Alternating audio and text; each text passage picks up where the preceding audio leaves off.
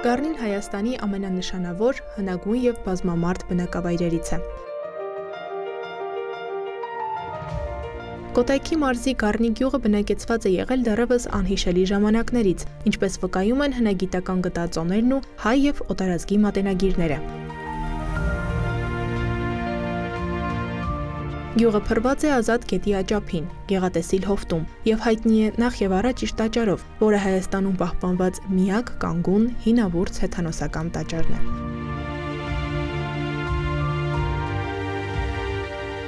Այսօր Գառնի խոշորացված բնակավայր է, 13,000 բնակչով։ Մայրաքաղաքից հեռու է 28 կիլոմետր, բայց այստեղ լավ զարգացած են ենթակառուցվածքները, իսկ գյուղը հարուստ է ոչ միայն կրթական հաստատություններով, այլև հանգստի և ժամանցի գոտիներով։ Գառնի այցելելը լավ ու հագեցած հանգստի և սեփական մշակույթը ճանաչելու հիանալի հնարավորություն է։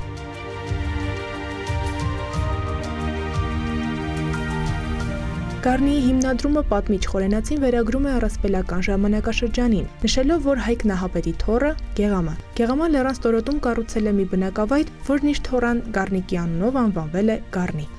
Մեր գյուղը շատ հին է, նույնիսկ կարելի ասել մի 5000 տարի եւ ավել տարիք ունի։ Բայց առաջ անգամ հիշատակվել է մեր թվարկությունից առաջ 2166 թվականին ռումեացի պատմիչ Տակիտուսը Խորենացին հիշատակել են, որ գյուղաքաղաքել է Գառնիում։ Եվ դրանից հետո որպես հիշատակման տարեթիվ 10 տարին մեկ անգամ նշում ենք մենք մեր գյուղի տոնակատարությունը, անցած տարի լրացավ մեր գյուղի 4190-ամյակը հիշատակման։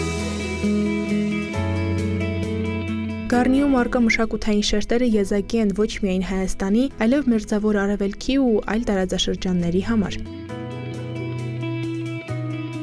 Գյուղում պահպանված հուշարձանները կարևոր նշանակություն ունեն հայկական մշակույթի վաղ շրջանի ուսումնասիրման համար։ Դրանք ներկայացնում են ռազմական, քաղաքացիական և պաշտամունքային ճարտարապետության եզակի նմուշներ, որոնք մեծ արժեք ունեն հին և միջնադարյան հայկական ճարտարապետության պատմության մեջ։ Գետի վրա մետաքսյա կարմուժն է, որը որ 17-րդ դարում կառուցվել է եւ կապել է մեզ Պարսկաստանի, Հնդկաստանի հետ եւ այդ կոչվում է այդ մետաքսյա այդ կարմուջը մինչեւ այսօր պահպանվել է, շատ լավ վիճակում է, վերանորոգված է։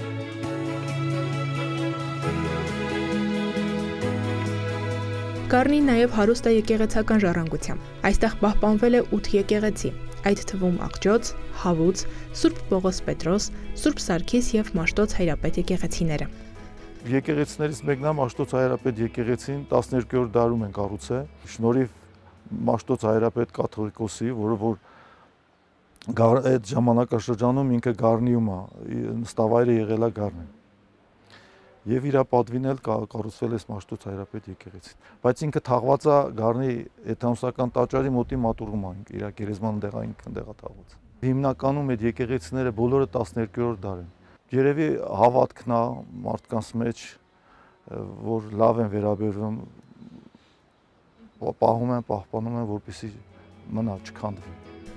Հենց Մաշտոց Հայրապետ եկեղեցու բակում էլ Վաղինակ Թադևոսյանը պատմում է, թե դարերի ինչպիսի փորձությունների միջով է անցել գյուղը։ 1679 թվականի երկրաշարժը, որը կոչվում է Գառնի երկրաշարժը, որ Երևանի բերդն ավիրվել է, այդ երկրաշարժից հետո մոտավորապես 150 տարի Գառնիում մարդ չի ապրել, բնակություն չի եղել։ Այդ երկրաշարժը դարձել է մարդկանց համար գերեզմանատներ, այնպիսի ավերվածություն է տեղի ունեցել։ Թուրքմենչայի պայմանագրից հետո 1828 թվականին Մակու քաղաքից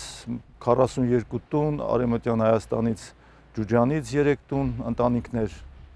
եւ այդպես բնակվել են ստեղ եւ մենք էլ դրան ժառանգորդներն ենք արդեն եւ մեր գյուղը արդեն համարվում է մեր մարզի ամենամեծ խոշոր գյուղերից մեկը։ Գառնին կարելի է համարել բաց թանգարան երկնքի տակ, իր պատմամշակութային եւ բնական հրաշալիքներով։ Աստված գառնեցիներից տվել է ամեն ինչ, չի խնայել տվել է մեզ լավ ջուր, տվել է լավ օդ, լավ անտառ, հեթանոսական տաճար, ամեն ինչ տվել եւ ամենակարևորը մեզ տվել է լավ բարեկամ, լավ արևան, լավ մարդիկ, գառնեցիները լավն են, գառնեցիները հետ հյուրասեր, հատուկ մարդիկ են, հյուրասեր, որ ամառը որ կա Գառնի, չկա մի տուն, որ չունենա հյուրեր, դրսից հյուրեր չունեն, Գառնում տեսնում չկա։ Մենք միշտ հյուրերով շրջապատված ենք։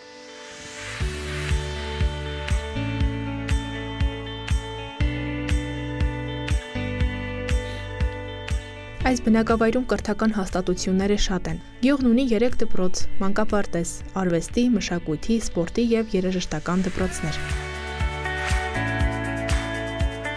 Գառնու միակ մանկապարտեզը համայնքի ամենաջերմ ու պայծառ անկյուններից է։ Սկսած 1971 թվականից այս պատերից ներս են արվում մանկության ամենաթանկ ու կարևոր քայլերը։ Այստեղ գործում է 4 խումբ՝ կրտսեր, միջին և ավագ, ուր կրթություն ու խնամք է ստանում շուրջ 140 երեխա։ Գառնին հավատում է, որ կրթությունը սկսվում է հենց մանկուց, իսկ այստեղ նաև սիրով։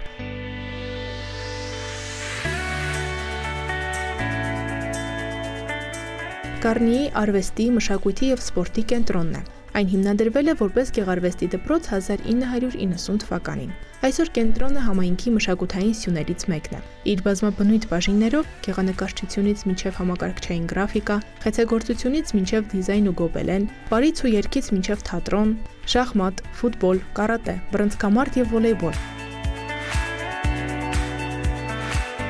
Կենտրոնը մանկապատանեկան ստեղծագործական կյանքի հարթակն է։ Այստեղ սովորող 300 երեխան ոչ միայն ուսումնասիրում են արվեստ ու սպորտ, այլ նաև դառնում են մրցանակակիրներ ու փոքրիկ Գառնիի մեծ հպարտությունը։ Իսկ նրանց ուսուցիչները սերունդներ են կրթում ամուր ոգով ու հարուստ կենսափորձով։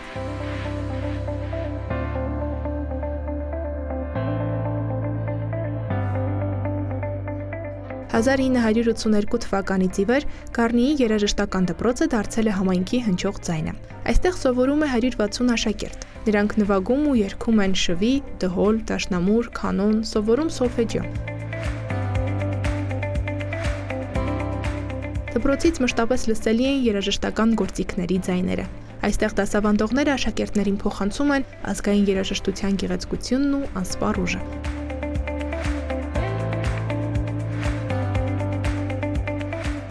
Գառնին նաև ուժի ու տոկունության համայնք է։ Սպորտ դպրոցում այստեղ միայն մեկ սպորտաձև է դասավանդվում՝ ըմբշամարտը։ Մանկապատանեկան ըմբշամարտի կենտրոնը գործում է տարիներ շարունակ, ընդունում է ավելի քան 200 պատանի մարզիկի։ Այստեղ դասավանդում է օլիմպիական խաղերի մասնակից, Եվրոպայի չեմպիոն Սուրեն Մարկոսյանը։ Սեփական ուսուցչի օրինակով մարզիկները հաճախ են վերադառնում մրցույթներից չեմպիոնական մեդալներով։ Գառնին եւ սպորտային եւ մշակութային գյուղ է։ Սպորտային ասպարեզում մենք լավ սպորտսմեններ ունենք։ Ամսի 12-ին Գառնիում սպորտային միջոցառում է բարբի, որ մասնակցում են եւ Պարսկաստանից, եւ Վրաստանից, եւ ամբողջ հանրապետությունից։ Եվ ամեն տարի մի քանի անգամ մեծ մրցաշարեր են տեղի ունենում։ Օլիմպիադայի մասնակից ունենք, Եվրոպայի չեմպիոն աղջիկ ունենք Արևիկ Կարապետյան, ձյուդոյից, սամբոյից։ Լավ մարզավիճակում։ Գառնին նաև հայտնի է հեթանոսական ավանդույթներով։ Կրոնտ առաջի անգամ հեթանոսական ծես կատարել են 1980-ական թվականներին։ Վարդավառ, Վաղագնի ծնունդ միջոցառումները միշտ ամեն տարի կազմակերպում ենք։ Դեկտեմբերի 22-ին Նավասարդ, Վաղագնի ծնունդ պահպանվել է։ Երևի մեր բոլորի սարյան մեջ կա այդ հեթանոսությունը։ Դա չի խանգարում նաև լինել լավ քրիստոնյա։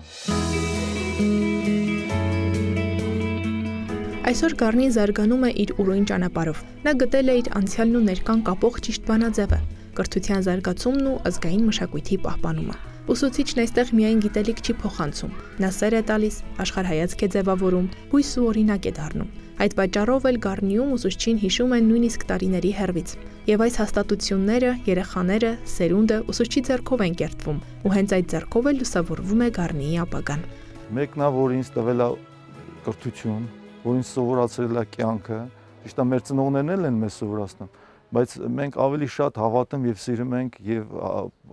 ուսուցչին, որտեղ ուսուցչի ասածը մեր համար մի տեսակ ուրիշ է։ Մեկ խոսքի մեջ ուսուցիչը ասավ, որ սա պետք է անենք, պետք է նա անենք, իսկ ծնողը ճիշտ է ասում է, բայց մենք միշտ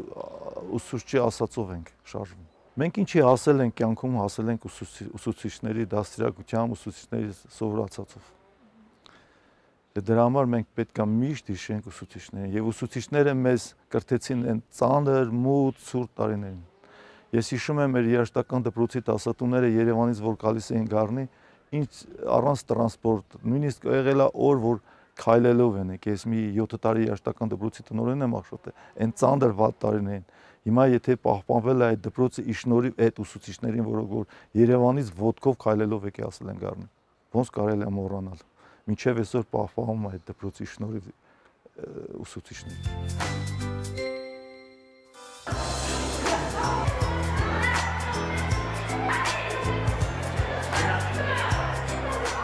Մանկավարժի մասնագիտության եւ նրա առաքելության մասին խոսենք Գառնու թիվ 1 հիմնական դպրոցի պատմության եւ հասարակագիտության ուսուցչուհի Հայարփի Բաղդասարյանի հետ։ Բարև ձեզ։ Բարև ձեզ։ Հայարփի Բաղդասարյանը պատմություն եւ հասարակագիտություն է դասավանդում Գառնիի թիվ 1 հիմնական դպրոցում։ Դպրոցն անվանակոչված է 44-օրյա պատերազմի մասնակից փոխգնդապետ Արթուր Հակոբյանի անունով։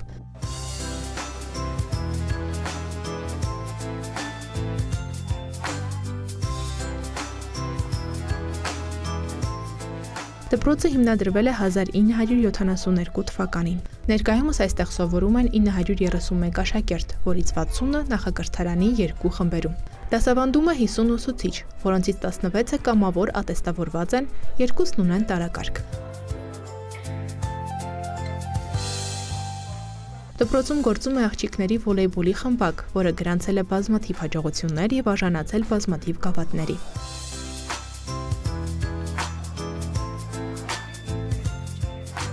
Այստեղ գործում են նաև հմուտ ձեռքեր, հայերենը հայի շուրթերով, պատանի բնագետ, երաժշտական հնչյուններ, էկոբնապահպանություն, համակարգչային գրագիտություն խմբակները։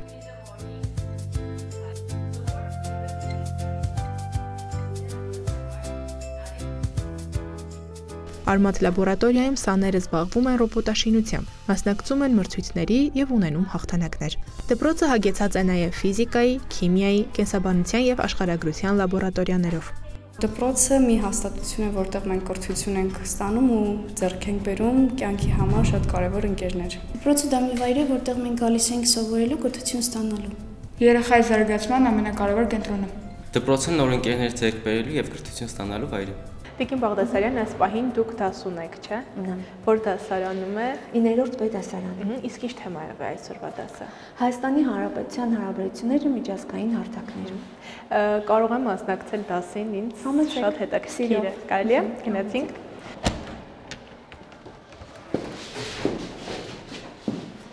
Բարև ձեզ։ Բարև ձեզ։ Այսօր մեզ հյուրը սովորեցնում ենք սովորել հաղորդաշարից Սուսինան։ Մեր դասին մասնակցելու է։ Բարև ձեզ։ Բարև ձեզ։ Ես նստեմ ընկեր Բաղդասարյան, նստեք։ Նստեք։ Որն է այսօրվա մեր դասը։ Հայաստանի Հանրապետության միջազգային ճանաչումը եւ արտաքին քաղաքականությունը։ Լավ։ Հայաստանի Հանրապետության ճանաչումը եւ միջազգային քաղաքականությունը։ Ինչ հարթակներում է ձևավորվում Հայաստանի Հանրապետության դիվանագիտությունը։ Միջազգային որ հարթակներում ենք մենք դրսևորվում եւ որտեղ ենք անդամագրվել, որ միջազգային կառույցներում ենք անդամագրվել։ Ով կպատասխանի։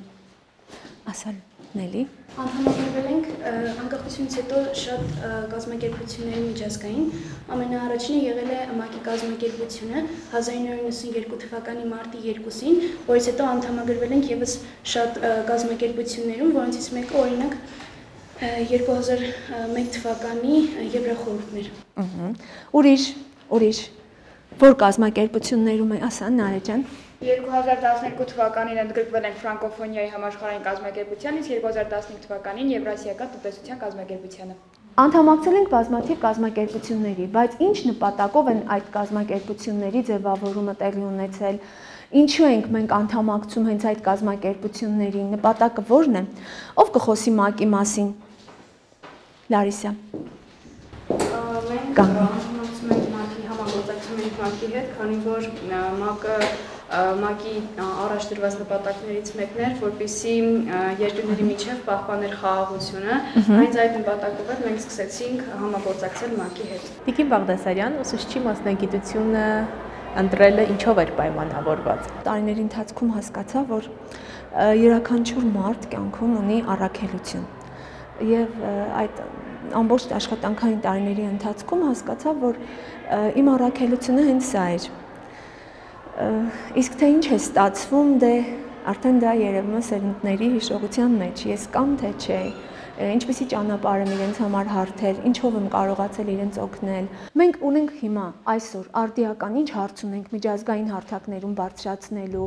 մեր դիվանագիտությունը ներկայացնելու, մեր գործը, մենք անելիք ունենք իսկապես միջազգային հարթակներում։ Այո։ Եվ պետք է կարողանանք մեզ ամեն կերպ լավ դրսևորել այդ հարցում, որպեսզի կարողանանք հասնել մեր ցանկացած նպատակի եւ հենց ամենաառաջինը սկսած եղերնից։ Ցեղասպանության ճանաչումից։ Ձեր ուսանողական տարիներից խոսենք, ինչպես են անցել այդ տարիները, ովքեր են ձեզ դասավանդել, ինչ հիշողություններ ունեք կապված այդ տարիների հետ։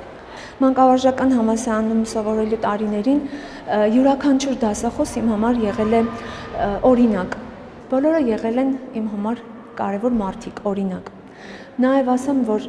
այս դպրոցում սովորել եմ հենց այս դպրոցում, այստեղ է անցել իմ ամբողջ տարիները եւ աշակերտական եւ ուսուցչության տարիների հետ կապված։ Պետությունները ճանաչեցին, դատապարտեցին, օրինագիծ ունեցան իրենց սահմանադրության մեջ։ Ինչ փոխվեց դրանից։ Ինչ որ բան փոխվեց։ Չեք կարծում, որ այնպես անել, որ աշխարհը մեզ ուշադրություն դարձնի եւ հեսի մի հարցը։ Բացի այն, որ աշխարհը իմանա դրա մասին եւ այդ հարցը լուծում տա։ Ուրիշ տեղ չեք փնտրում մեր հարցի պատասխանը։ Մեր մեջ։ Ինչ պիտի անենք։ Պետության, ժողովրդի եւ դուք որպես ապագա այս երկրի քաղաքացիներ ո՞նց եք կարծում, ինչ պիտի անենք, որ լուծենք այդ հարցը։ Դուք ո՞նց եք մտածում այդ։ Պետք է սկսենք կրթությունից։ Այո, կանգներ։ Եվ բարձրանա ամենաբարձր մակարդակի եւ սերունդը լինի կիրթ, նույն ժամանակ մենք կարող ենք խոսել երկրի զարգացողության մասին։ Կրթությունը մանավանդ մեր տարիքային աշակերտների եւ երեխաների համար շատ կարեւոր է, որպեսզի մենք հետագայում կարողանանք սովորել մեր ցանկացած մասնագիտությամբ։ Կրթությունը կյանքի կարևոր առաջնահերթություններից մեկն է։ Կրթությունը անխուսափելի մի բան է, որը պետք է յուրաքանչյուրը ստանա իր եւ իր հայրենիքի ապագայի համար։ Կրթությունը երեխայի զարգացման կարևոր ուղղություններից ամենալավն է։ Ձեր աշակերտների հետ ինչպես եք աշխատում, որ իրենք միշտ մնան տվյալ պահին, տվյալ իրականության մեջ։ Ուրեմն յուրաքանչյուր դասարան, յուրաքանչյուր տարվա, յուրաքանչյուր սերունդ կարծես ինքն է թելադրում իր հետ աշխատելու մեթոդները։ Նախապես եթե ես պլանավորեմ, որ այս դասանում այս աշխատանքն եմ կատարելու, այս մեթոդներով, այս նյութի շուրջ եմ խոսելու, ինչքան լրացուցիչ նյութ տամ, ինչքան դասագրքային, հավատացեք, քիչ եմ կարողանում դա այդ սահմաններում մնալ, որովհետև յուրաքանչյուր դասարան իր պահանջները ունի։ Անկամ զուգահեռ դասարաններում աշխատելիս մոտեցումները նույնը չեն կարող լինել։ Տարբեր են անհատական առանձնահատկություններից ելնելով եւ դասարանի եւ աշակերտի։ Միջազգային կազմակերպություններից էլ ինչ գիտենք երեխեք։ Բայց որ կազմակերպություններ, օրինակ Կարմիր խաչի միջազգային կազմակերպությունը։ Կանգնի։ Գործողություններ իրականացնում թե 44-օրյա պատերազմի ժամանակ, որոշ չափով փորձ կրողներ եւ ժողովրդին եւ զինվորներին, ու դա միջազգային կազմակերպություն է, որը նույնպես ունի իր պահանջները, սակայն հենց 44-օրյա պատերազմի ժամանակ հակառակորդ երկիրը չկարողացավ չպահեց այդ պահանջները, կանոնները։ Իսկ Կարմիր խաչի գործունեության հետ կապված այսօր լսել եք Ադրբեջանում ինչ հարց կա։ Իրենք պահանջում են, որ Կարմիր խաչը հեռանա իրենց երկրից։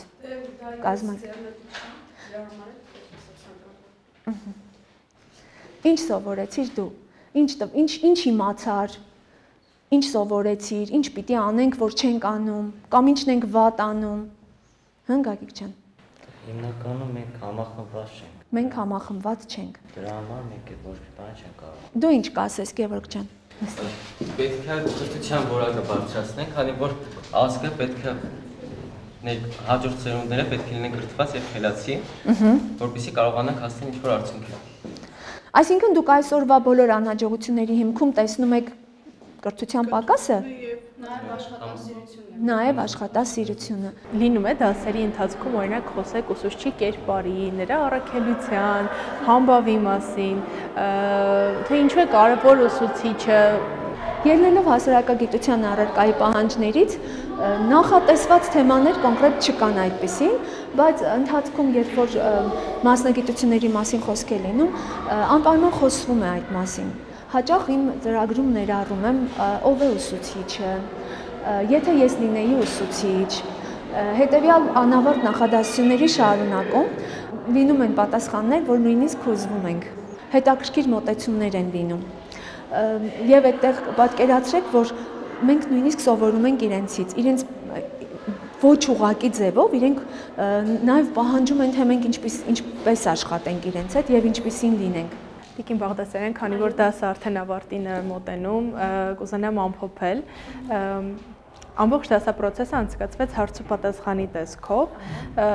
արդյոք դա օգնում է դասը ավելի լավ յուրացնել, թե նաև պարտադիր օրինակ ուսուցչի դասը նաև տեսական ձևով բացատրելու հատվածը։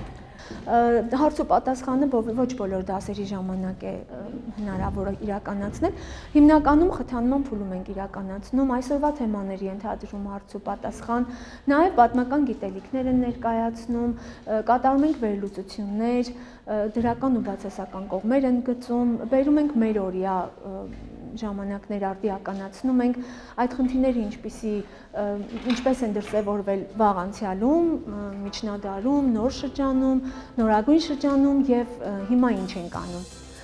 Պատմությունը այդ բոլոր շրջաններով փորձում ենք անցկացնել։ Շնորհակալություն ձեզ, շնորհակալություն նաև դասարանին այս դասի համար։ Կհանդիպենք, հաջողություն։ Հաջողություն։ Ուսուցիչը առաջին հերթին դա այն մարդն է, ով աշակերտին կրթում է եւ տալիս է բավականաչափ գիտելիք, բացի այդ օրվա մեծ մասը մենք լինում ենք դպրոցում, անցկացնելով ուսուցիչների հետ, նրանք մեզ համար կարծես երկրորդ մայր լինեն։ Դաստիարակության հարցում ծնողներից հետո առաջնային մարդն է։ Ուսուցիչը կյանքի ամենակարևոր ուղեկիցներից մեկն է իմ համար։ Ուսուցիչը այն մարդն է, ով կրթում է երեխային եւ ունենում ամենամեծ ազդեցություն ինքնագնահատականի վրա։ Իսկ ըստ ձեզ ով է ուսուցիչը։ Ուսուցիչը ամենադժվար խնդիրն է լուծում։ Նա աշխատում է մարդ ձևավորելու վրա։ Հիրավի, ամենակարևոր մարդը դպրոցում ամենակենդանի օրինակ աշակերտի համար հենց ինքը ուսուցիչն է։ Մեր հաջորդ հանդիպումը գուցե լինի հենց ձեր դպրոցում։ Կհանդիպենք։